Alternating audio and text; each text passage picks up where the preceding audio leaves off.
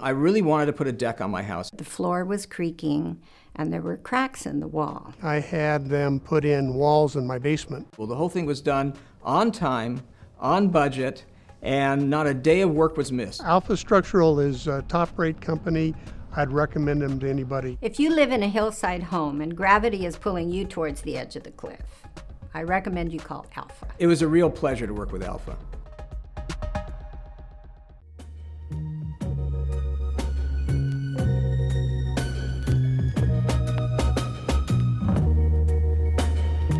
Hi, welcome to the Red Booth Show. I'm your host, Kimberly.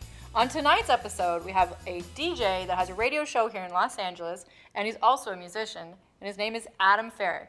So come and join us.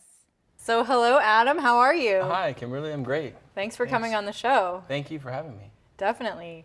This is kind of cool because you have your own show as well. I do, yes. Radio show. That's right. Yes, 88.5 KCSN, Saturdays, 3 to 5, and then 10 to midnight with Jed The Fish.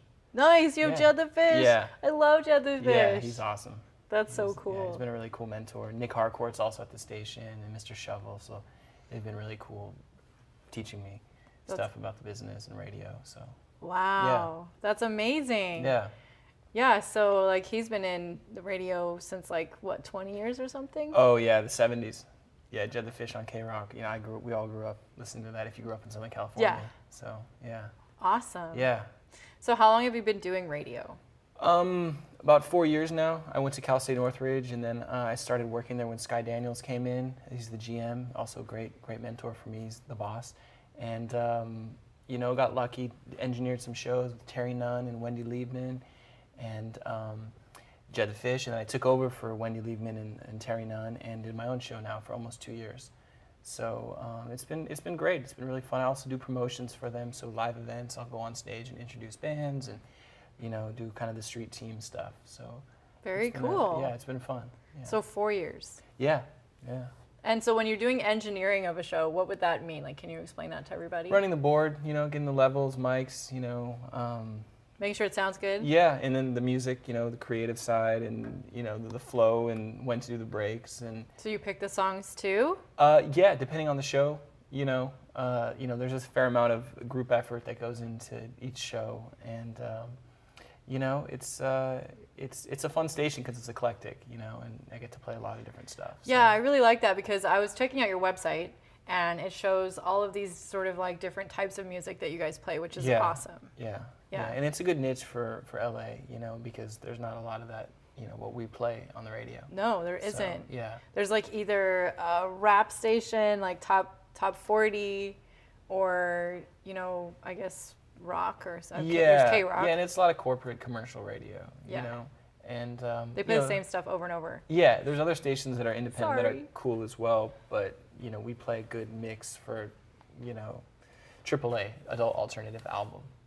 So is that the official term? Yeah. We're not a strictly AAA station, but that's the largest umbrella I think that would fall under. Adult alternative audience. Adult album alternative. Adult album alternative. Yeah. So some of the deeper cuts, so album, you know, so big artists that not just their big hits, but some of the other deeper cuts from the albums. Yeah. Not just their number ones. Or right. whatever. Exactly. Not the stuff you're getting tired of hearing. Yeah. That's cool. Yeah. I have to say that makes me very happy because I recently have been like ranting about how annoyed I get with the radio because they just play like the same songs like over and over all summer long. And they're good songs. It's not that I don't like those songs. It's just like there's so much more music, especially as you know, in Los Angeles, you go out there and you see all of these different people in music that are like independent artists and they're putting out, you know, amazing stuff. Right. And they, you know, you're like, where is all the rest of the music? Yeah, and all over the world, you know. We actually play the most music of any station per hour in LA, so that's also cool. We're just music. That's really cool. Yeah. So do you ever have guests on the show? Or? Yeah. I just had one of my favorite local artists, Rocco DeLuca. You can definitely check him out. And Daniel Lenoir produces him, who's an amazing producer. He worked with Brian Eno and has been around for a long time. And together they're doing a lot of stuff. And I had them on, and it was amazing. I mean, I'm huge fans of both of them, and they play lap and slide guitar together, and it's just some of the most amazing stuff. Daniel Lenoir played on all the U2 stuff. He does all the slide guitar and all that. Whoa. In the background, you know, Joshua Tree stuff. Wow. And is just phenomenal. And Did he play it on your show too? yeah, they played live. They actually debuted stuff from the forthcoming album that hasn't even come out yet. Nice. So that's been fun. Can people find it online too, or? Yeah. Let's see. There's a SoundCloud just for that. I think it's called All Purpose Adam. SoundCloud.com/allpurposeadam, which is my name at the station. Cool. So I have to remember all my different SoundCloud accounts because I also perform and I produce and I do all these different things. So yeah. Which so we're definitely going to talk about that too. Yeah, of course, yeah. So they can go hear the live performance? Yeah, they can hear the live performance. And if they keep listening to my show, I keep playing it, like especially during my breaks when I'm talking. I'll play some cool instrumental music, and that's what their latest project is. So it's really, awesome. It's fun. So what do you do with Jed the Fish on the show? He's a madman, and self-admittedly, he's a legend, and I just kind of reel him in. I'm sort of like the circus guy, whatever the guy is. Circus handler? The circus handler, yeah. Like the tiger with the whip. Exactly, yeah, and we get along great. I mean, I'm a young, kooky kid myself, but I'm used to dealing with like lots of different peoples and energies, so. It's a thing where I'm learning and I'm also kind of helping him in lots of ways. So it's a good exchange. And we're bros. I mean, we hang out, we have a good time. So. Does he have his own show where he's like DJing and stuff? Yeah, so that's the show. We do it together. I'm like his sidekick and I help run the stuff. And really? Yeah. So the all-purpose Adam is with him? Yeah. Okay. Yeah, and I also do my show on my own. So I do a show from 3 to 5 on my own, and then with him 10 to midnight. So. Whoa, when do you sleep?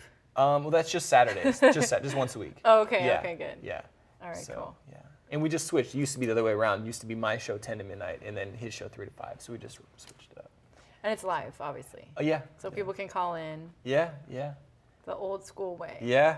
Good old radio. So do you guys is it all part of the college, or do you go out and get like advertising, or how does that work? It is state funded. It's through the college. So yeah, everything is through the college. We do bring in stuff, but it all has to be kind of, go through the college as well. For approval or whatever. and And it's non-commercial, so it's all underwriting. So there's all, we can't go over certain amounts and stuff. But yeah, we do depend on listener support. So we have fund drives, and we're just finishing one up, and we try to make it as innocuous as possible. We just not hit people over the head for a week long, multiple week longs. Every few months. We do it 1 week, twice a year. So it's, and we do benefit concerts. For the fundraisings and stuff? Yeah, we do benefit concerts. We do lots of giveaways. We really try to make it as easy as we can on our listeners. So what do you mean it's non-commercial? Can you explain that? Yeah, we don't do commercials. We don't do advertising. So you never play a commercial? No, we do underwriting. So we'll do like 20, 30 second, trade under things. But there's like a certain amount of time that we can spend on that, a certain amount of money that we can't accept. And so it's, there's no because corporate. It's like a nonprofit or something? Right, exactly. Oh, okay. Yeah. So. Cool. Yeah. Well, that kind of gives you, your freedom to keep it more on the artistic side. Exactly. Of things. Yeah. And that's, that's the history of college radio. Although we don't go out and call this college radio because we're in a big market like LA, and we have all these big DJs, and there's other stations as well in LA that they, not to be mentioned, but they don't promote themselves as a college radio. They've become more of an international tastemaker. And so that's kind of what we're trying to align ourselves with more. But I think it's cool that you're a college radio too. Yeah. I mean, at the heart, it is cool. And so there's that balance that we always have to try to make, because we want to be seen as this bigger thing, where we go to South by Southwest, the big music conference, and we're one of like the featured radio stations there on their radio day stage. And that's really cool. Yeah, and so we're trying to get more of the online presence around the world as a tastemaker in LA.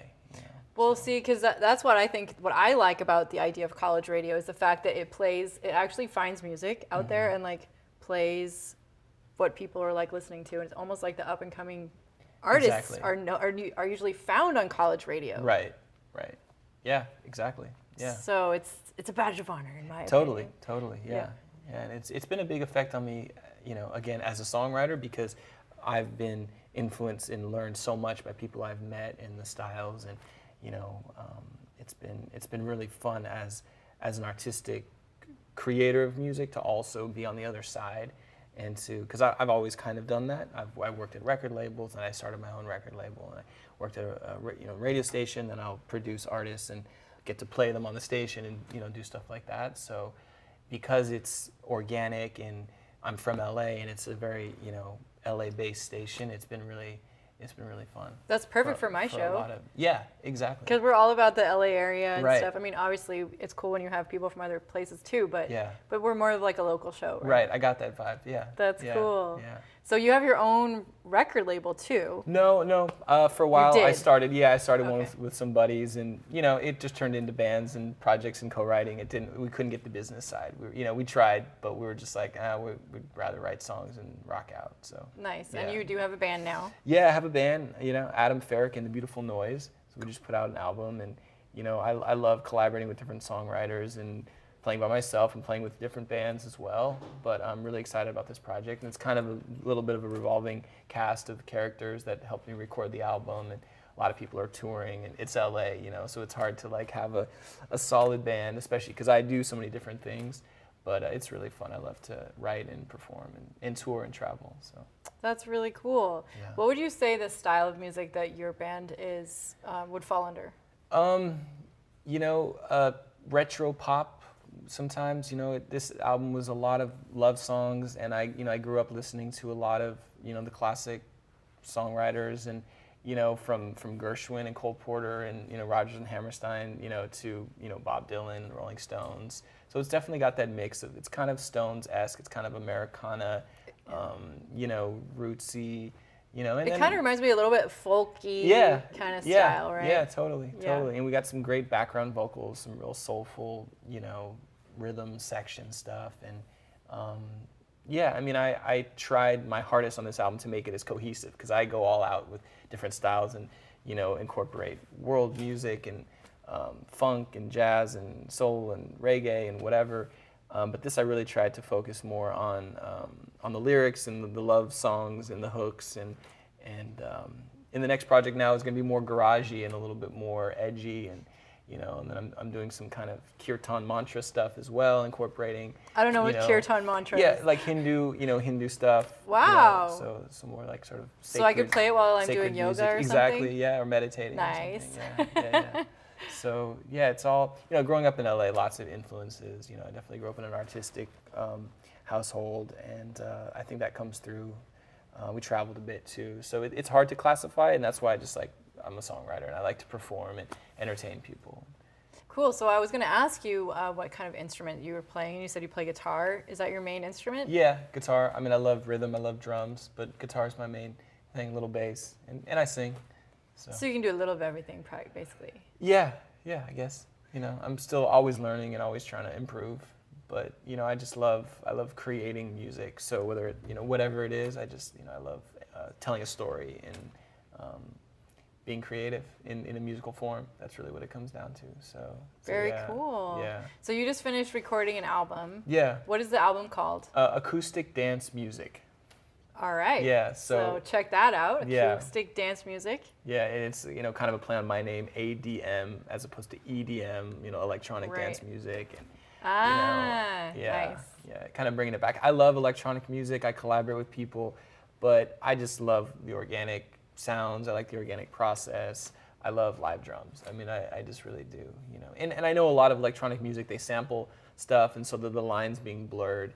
But my dream is to have a bunch of artists in a cabin recording music and vintage equipment. You know, I still have that dream of the recording process and the vibe coming through. You know, it's like there's so much technology, and that's great, but like when it comes down to the art, I'm still like a little bit of a purist, you know. Well, it definitely has a very different sound when it's, you know, on the original instrument, and depending on where you're doing the recording and everything. So yeah, there's a lot of, you know, fun you can have with that too. Yeah, exactly. And once again, like there's technology on every level, and I acknowledge it, and I'm always open to experimentation of electronic stuff. And but watch, your next song's gonna come out and you'll sound like a robot. You're gonna have your voice all like modified. Yeah, and, like, a bunch of probably not. But you never know. You never know. But yeah, in my heart, like there's definitely that organic side to most things I do. So yeah. Cool. Yeah. Nice. Okay, so you have all this interesting jewelry on, and it's kind of I feel like you have something behind this look that you wear. What is it?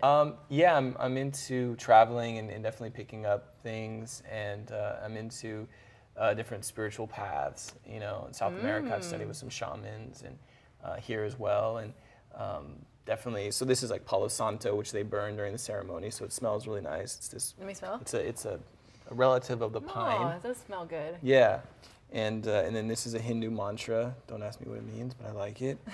This is Mexican saints. It's a little stretched out here. This is my power lion ring. Nice. This is from Peru. This is from a shaman in Peru. Wow. Actually, my dad got me in Hawaii from a shaman, and then my brother got me in the Ganges in India. So Very yeah. cool. Yeah, mala beads. Yeah. So you've definitely done some traveling. Yeah. I want to do more. I mean, that's one of my big passions is traveling and music. So do however I can- you do this as a tour? Like you take your band and do tours in different countries? That's or? more local. You Okay. know, my drummer's from South America, so we've gone there and done some stuff, and kind of pick up players as wherever they are. It's hard, to bring a full band. I'd love to, Yeah. but Yeah, no, it's hard enough to book a whole band for this show. I can only. Yeah, yeah, and I just love flexibility too. I love playing with different people and learning and having that experience of sharing. And sometimes you can be a little inhibited by being in a band, basically. And it's fun to be solo sometimes, be independent, and then Because then you can do whatever style you want. yeah, and you get influenced by the musicians you play with. Yeah. And I think that's fun. I think it's fun. I totally could picture you with like a drum. Like I feel like you should have like, Drum circle. Yeah, like in a drum circle. yeah, definitely. Yeah. Definitely. Yeah, I'm from Venice, so I grew up There you go. in that scene. And then we traveled to the Caribbean and England, and then so it was definitely a lot of that kind of stuff. So would it be safe to say your parents are kind of hippies? Yeah, they're both doctors too, so they're like that kind of intellectual Hippie doctors. higher brow. They're not like the Grateful Dead, you kind of Okay. cliche hippie. They're like LA doctor hippies. So. Nice. Yeah. That's awesome. Yeah. It's Well, been great. they've definitely exposed you to a lot of things, and I'm sure it comes out in your music and everything. Yeah. Well, I Yeah. wanted to ask another question about if people want to get into radio, for example, like what advice do you have for aspiring DJs? I wish that was more of a thing, because I feel like this younger generation doesn't really care about radio, doesn't really listen, isn't used to it, isn't brought up on it. And I have a thing that anyone under 30, just like it's not even on their radar, and that's. I guess it might be true because they're like just listening to iPods or whatever, right? It's kind of sad. That's been my research, my personal experience. Well, even I'm annoyed with radio right now, honestly, because it's like the same. It's too much corporate, whatever. Like yeah, you can, that's the thing too. So that's kind of our niche. We're appealing to like 35 to 65 people that grew up on radio, people that remember old radio, and I'm glad I made it into that age bracket. yeah, I'm not even quite there, but it's you look great, by the way. You look Thank amazing you. as well. Yeah. Thank you. Yeah. Well, I definitely think it's really cool what you're doing. Honestly, I was excited to have you come and talk about it because it's very authentic. The show, it just shows like a love of all kinds of music, and you don't have any influences necessarily on what you're playing, which is how it should be. Yeah. What do you mean exactly by that? Well, like for example, okay, like let's say you're at Kiss FM. Oh, gotcha. In the radio. Sorry, I missed the context of what you're saying. Oh, yeah. There's no one telling us what to play. Exactly. Yeah. So you can pick whoever you want. Right. Exactly. And do you go out into Los Angeles and watch shows and find talent? Yeah. I mean, this band, the Mowglis, were kids from Venice that I knew, and then they blew up. And Mark Foster from Foster the People. Wow. He was an actor. He was a friend of an actor friend, and eating top ramen. And there's been a couple like that. Imagine Dragons actually were friends of a friend. They were sleeping in my buddy's apartment, and then they got signed to Interscope. Are they from Venice too? No, they're from. They went to college with one of my buddies, and they're from Vegas and Arizona. Okay. And but I just happened to meet them because they were staying at my buddy's house just months before they got signed to Interscope, and Yes. And I actually helped get some rappers signed, you know, some underground. Some rappers that we might know? No, Hush was a guy. Actually, I didn't help him get signed, but he was a rapper that was there. Omar Cruz, his hype man is my god brother, and so it was just an interesting little thing how that happened.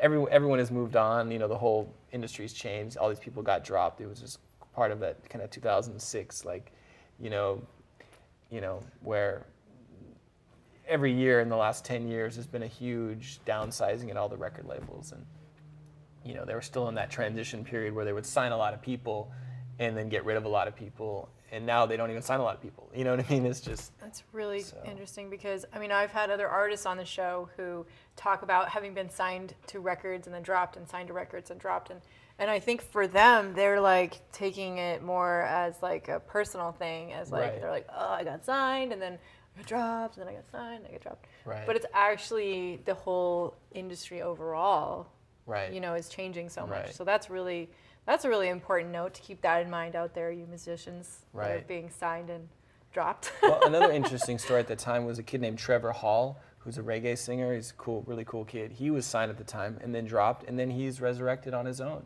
And it was really kind of a blessing for him. You know, he had the ability to, you know, get the tour support and get the fan base, and has done a lot on his own. You know, worked in that kind of Matis Yahoo, Ben Harper world and toured with them. Oh, I love Modest Yahoo. Yeah. That's great. Yeah. So, you know, there's a lot of cool stuff. I love these guys, the Janks, good friends of mine. The Deltas, they also went to CSUN. They're both two brothers in each of the bands, and they sing these amazing harmonies. And you know, it's kind of Americana rock, folk mix of stuff. And That's cool because I'm like right next to CSUN too. I live right there in the valley. So. Yeah, we're making the Valley cool. You know, the Valley Performing Arts Center, where our station is an awesome center, and then we have this new village. It's called at the Westfield Topanga Mall, which is that new. The nice new mall. It's the village at the Westfield. The Westfield Topanga was already the mall, and they built this thing Yeah. called the Village, and then we have this little satellite studio there for KCSN.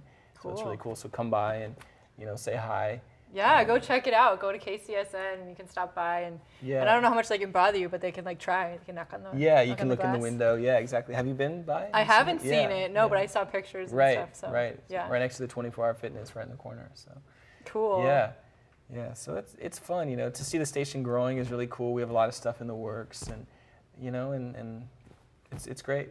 So yeah. Well, that's great. I think that's really cool. And if people do want to try and get into this radio business, I guess they should go check out CSUN's radio class or whatever. Yeah. I was in the music industry studies program, and then I did an internship at the radio station. So that's how I did it. There is a radio, film, and television department, and you can do internships for journalism at the radio station. That's a whole wing that we're not too involved with, but it's more of the educational part of it. And yeah, I mean, there's a lot of radio stations. You know, a lot of people start at smaller market radio stations, and then they, you know, and this is stuff that I've learned from the past. I didn't know a lot about radio. I just kind of fell into it, you know, being of the younger generation that just doesn't, you know, everything's online now. It's all about the blogs, and, you know, it's just a whole different music industry. And it's going to happen to the film industry too.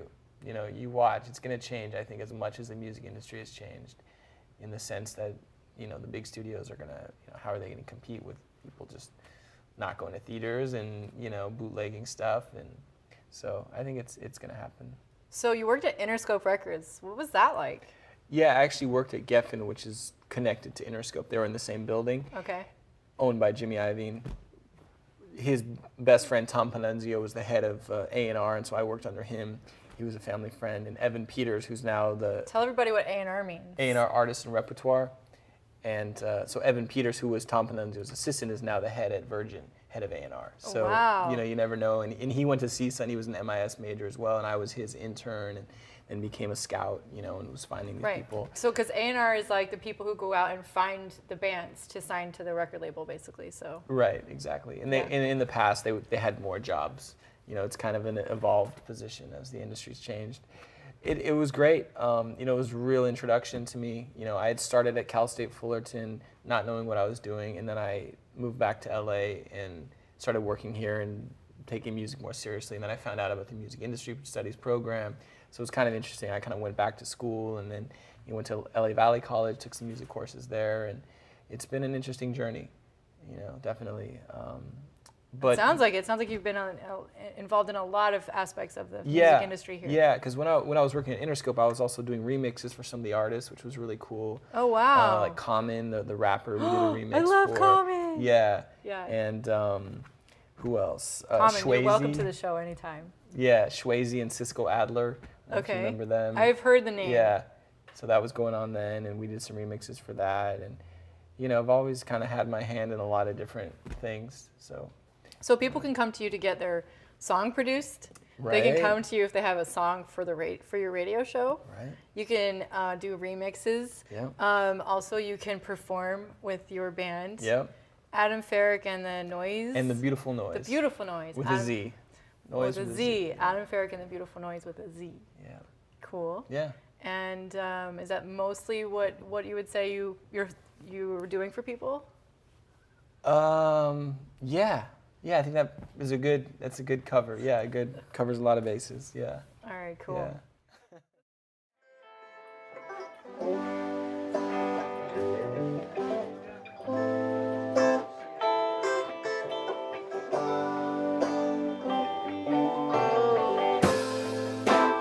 I've been thinking about loving.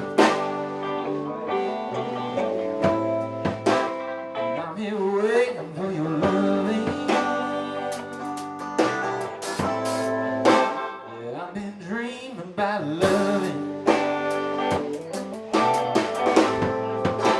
I'm up the top of the mountain for your love.